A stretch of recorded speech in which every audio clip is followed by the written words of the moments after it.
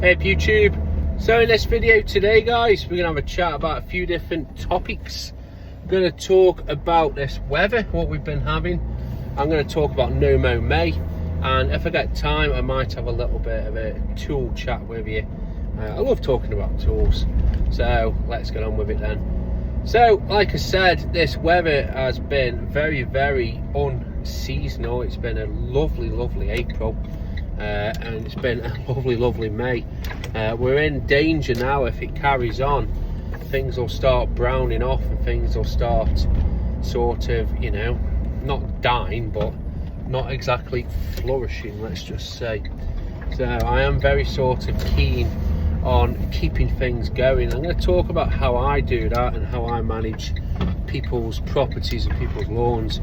And I use the word manage because that's it. Fundamentally, we are here to manage people's properties. I want to use my professional insight, you know, as long as in conjunction, let's just say.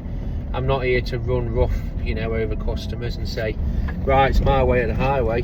But, you know, there's people out there that know every single plant in their garden off by heart.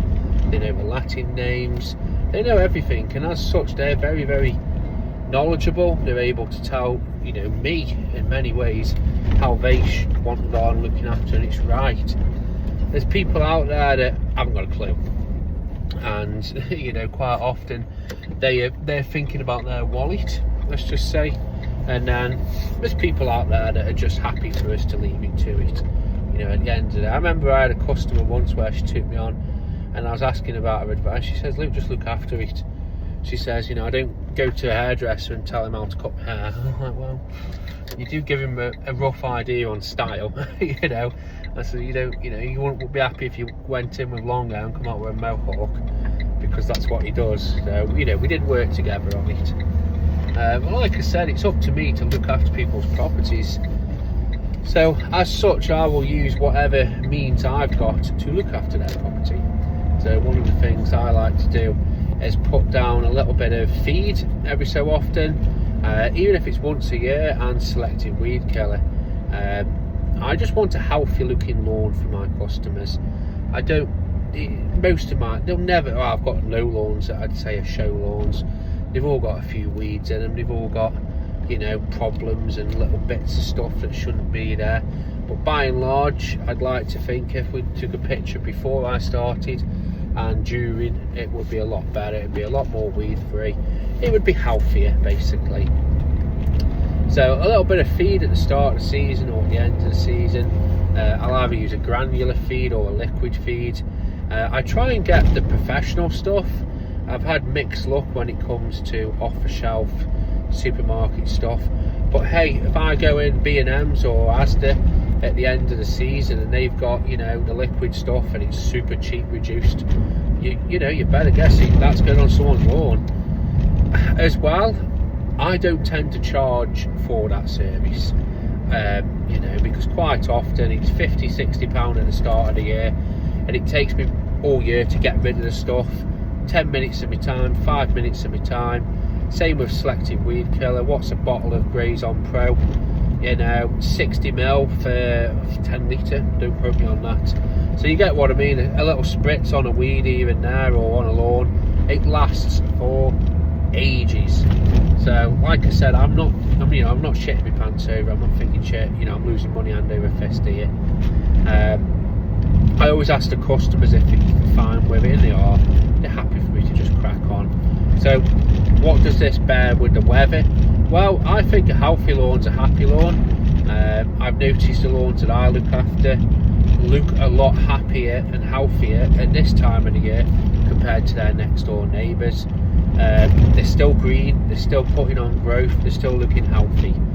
Next door neighbours, whether it's a, you know, I always call it a council cut, and what I mean by that is it's just left for so long and then it's just thrashed down, and it's either the homeowner or a contractor doing it. You know, you've all seen the homeowners where they've got a little electric mower and they literally scalp the life off it, and it looks awful. It really does, and I feel sorry for the lawn. It's a living organism at the end of the day, and it's just it's just constantly being thrashed back anyway. So that's the sort of the beginning part to get it sort of sturdy. I've seen where some people mulch this time of the year. I haven't got the facilities, so I've got a 21-inch mower that mulches really well, but that's too big for the majority of my lawns. The next mower I'm getting is going to have a better mulch feature, but at the moment I just collect everything. The Ego mower can mulch, but to say that that can mulch is like saying I could competently run a marathon. It's not happening. So you get what I mean. The Ego mower is terrible at mulching. So I just bag everything, but what I do is I always raise the mower a click higher at this time of the year. So instead of having it on number 2, put it on number 3. I find that because it's growing so voraciously at this time of the year, and also because, you know, I find that if you just keep cutting it to short, well, what you should be cutting maybe, or if you listen to the customer, it gets shorter and shorter and shorter, to a point where there's nothing to mow.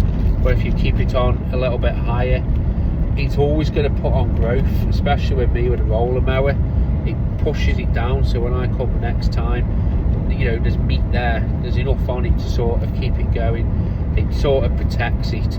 Another thing as well, and this is case by case, but there's lawns that I do, especially the pensioner lawns, the little diddy things, little diddy lawns.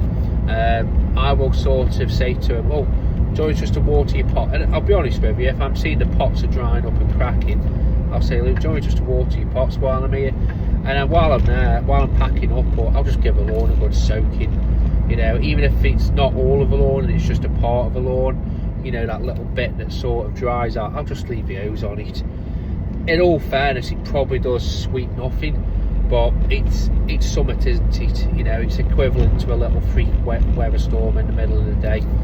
I know they say if you water in the heat of the day, it can do more harm than good. It can intensify the sun, but it's better than nothing, isn't it, at the end of the day? And I've never had ill effect from it. I think as well, look after yourself. You know, I wear short sleeve, but at least wear sunscreen, you know what I mean? There was a post on one of the community groups the other day, the garden maintenance or lawn care legends. Chap had a brush with skin cancer. Luckily, it's either skin cancer or melanoma, I think they're the same thing. But he noticed it, I think on his nose, and he caught it early, and the doctor was, I don't know, scooped it out or something. So, you know, look after yourself, guys. If you do notice anything, you know, whether it's on your nose or you know, your winkle and dinkle or your walnut, get it fucking checked out. Don't be a martyr to it. Just the same as in this weather.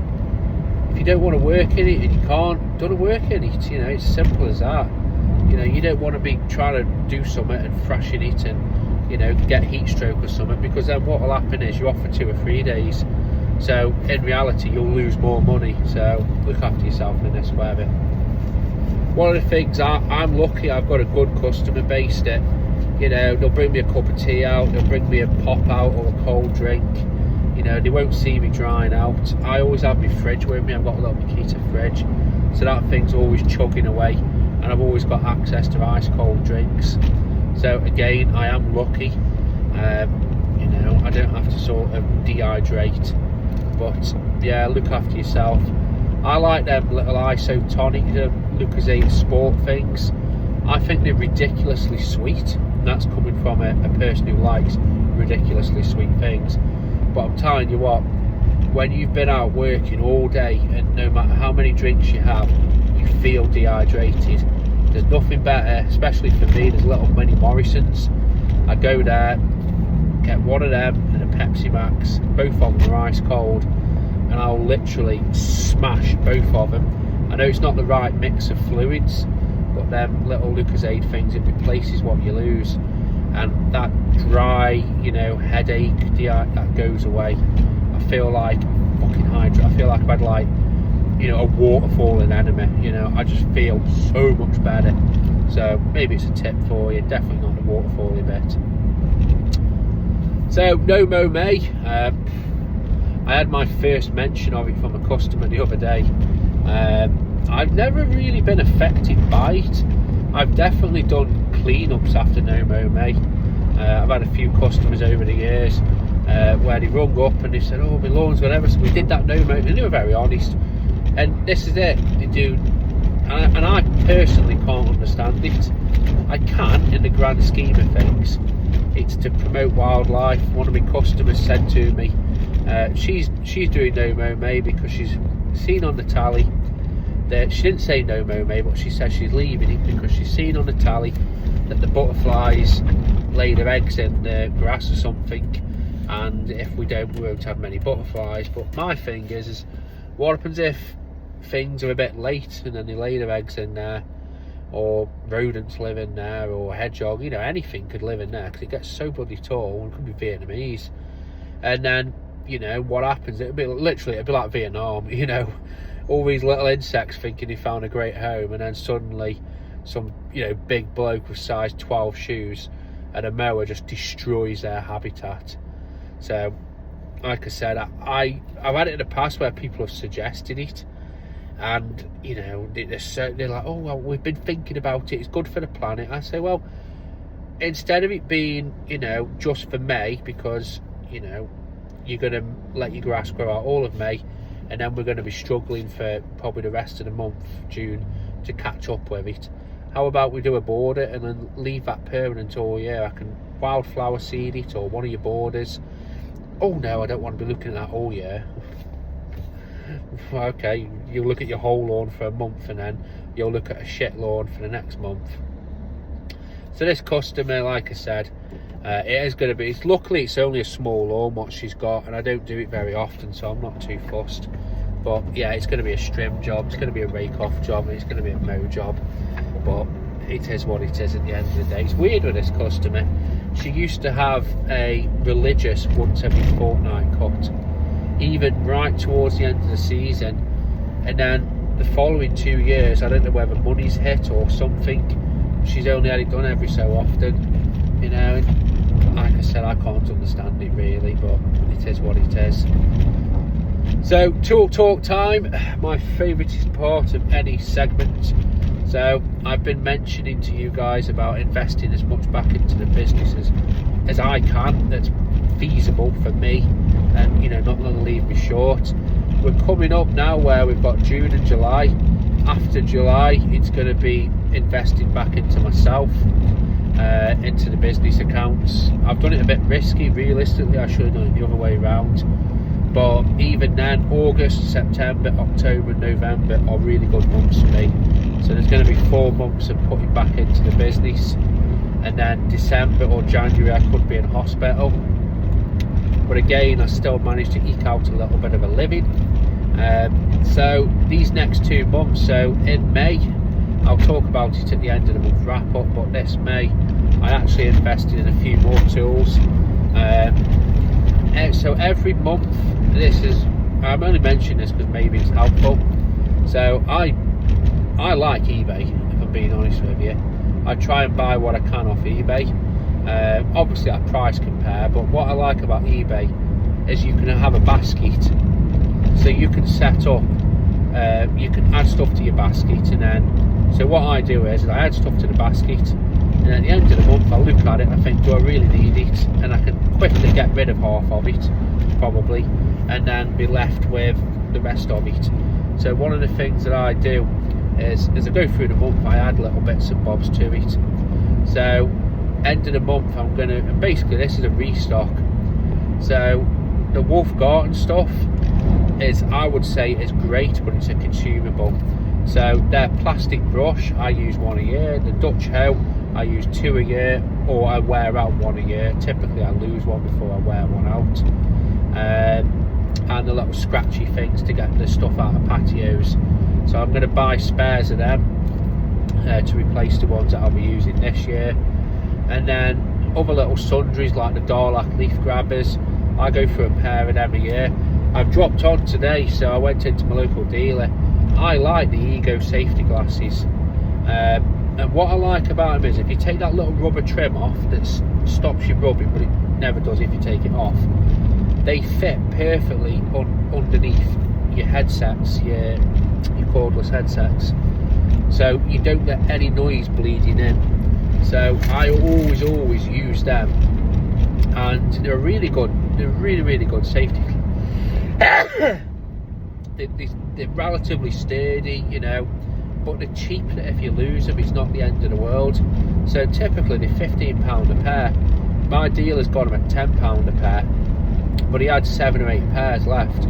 So I says to him, Luke, if I buy all of them, can you do me a deal? He says, yeah. So he did them for me £8 a pair. So I've just bought his stock of them, and I says, Luke, get more and I'll buy more, because I like them, I do. So I've got probably the rest of the safety glasses that I'll need all year, basically. I'd say a pair lasts me a couple of months before I either lose them, or bits of them snap off, or they get too scratched, or you know what I mean. I've tried other safety glasses.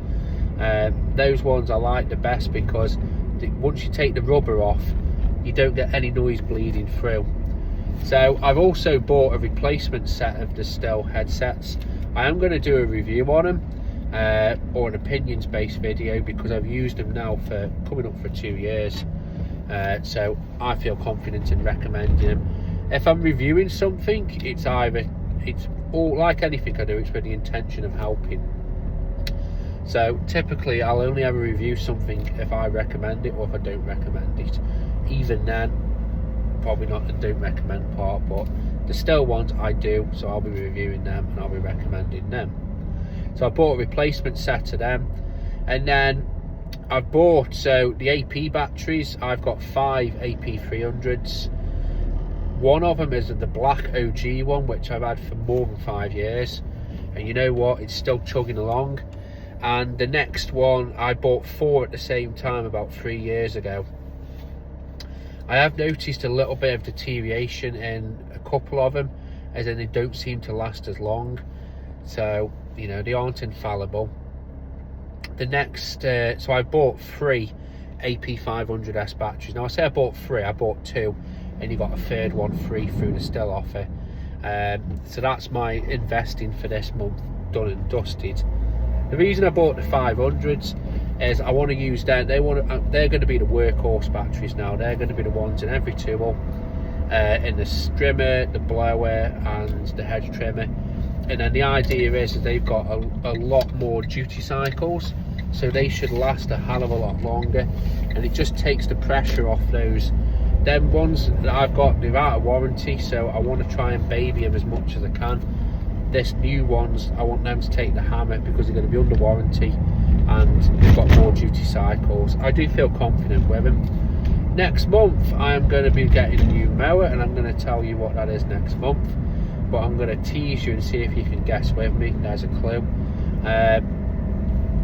My main requirements for a lawn mower is it's got to be excellent at bagging, and I want a commercial mower. I've got the Still mower, the little dinky rollers. There's nothing wrong with them, but for me, I want a mower that I can use. This one I'm looking at, I think, is a 48, so it's at 19 inch. So I'm looking at getting something like that. So it's going to be that little bit bigger than what I've already got, but I can use that on every lawn then. That's going to be the workhorse mower. Again, it's going to have a 2-year warranty, professional. So that's going to be the workhorse mower. That's going to be the thing that's going to take the battery. And that's what I want to do. I want to get good quality kit to take the mainstay. I will keep the Still roller mower to use on the people who like stripes, the smaller lawns, but that's going to be the workhorse mower. If I can, July, I am looking at getting a heavy duty mower, whether it's, you know, I don't know yet, but I'm looking at getting a heavy duty mower for them shit lawns, you know, them really overgrown lawns, them lawns that mulch. I do like the look of the grid mowers, is it? But I don't think they side discharge. I'd like that option if I could. You know what it's like when they just want it cutting. So those 2 things are on the next hit list. And while I've got you here, you're probably thinking, I've said it before, but why am I doing it? Why am I investing in equipment so much this year? I don't know what next year will bring. I've got my operation at the end of the year. I'm not doing it for this reason, but you never know what could happen. It might be that if something does go wrong, well then suddenly I am stuck, you know, where, and I plan on running my business and being a gardener for the rest of my life. So even if something does happen and they say, oh look, you can only physically do, or I can only physically do X amount of work, well, I want the kit there, I want it all there. So if I have to coast for a few years or I have to cut back, it's there. You know what it's like, make hay while it shines. As well, next year, me and the missus are probably going to start thinking about moving into a house together. So at least next year, we're going to be into saving mode. So, you know, I'm going to be saving for a deposit, she's going to be saving for a deposit, or we're going to start looking for somewhere.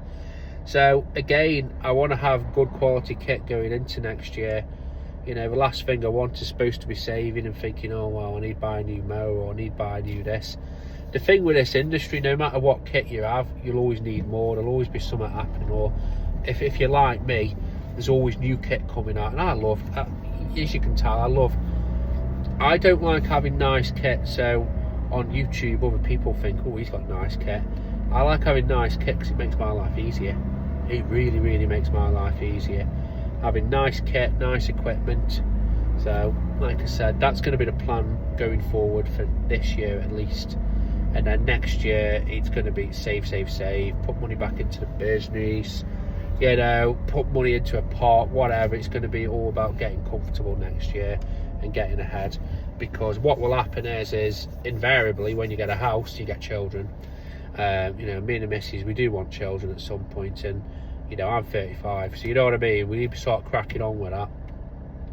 So as I said, again, you can't be saying to somebody, oh well, we've just had a kid but I need to buy a new mower, or I need to get this. So like I said, so have a good day guys, as usual, keep on gardening and all that good stuff.